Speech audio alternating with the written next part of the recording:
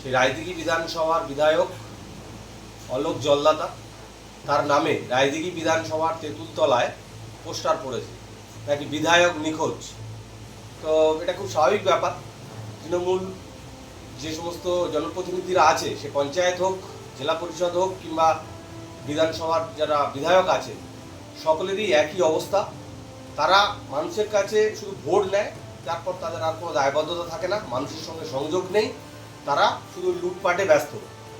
তো এখানে বিধায়ক শুনলাম বলেছেন যে এটা বিরোধীদের চক্রান্ত। আরে মশাই, আপনাদের দলে যে চক্রান্ত শুরু হয়েছে তারপরে আবার বিরোধীদের চক্রান্ত লাগে নাকি? আপনারা কাকদ্বীপে যান, কাকদ্বীপে গিয়ে দেখেন গোষ্ঠীদ্বন্দ্বের কারণে কাকদ্বীপের মধুসূদনপুরে টেন্ডার টাকা নিয়ে মারপিট হচ্ছে।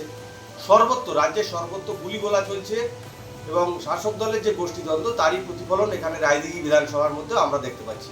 তো এর জন্য কি ওই দিদির উন্নয়ন মডেল, দিদির ওই উন্নয়ন রাস্তায় দাঁড়িয়ে আছে আর বিধায়কদের খুঁজে পাওয়া যাচ্ছে না। খুব স্বাভাবিক ব্যাপার, 2026-এ এর জবাব জনগণই দেবে। অশোক পুরকাইত, মথুরাপুর সাংগঠনিক জেলা সহসভাপতি, ভারতীয় জনতা পার্টি।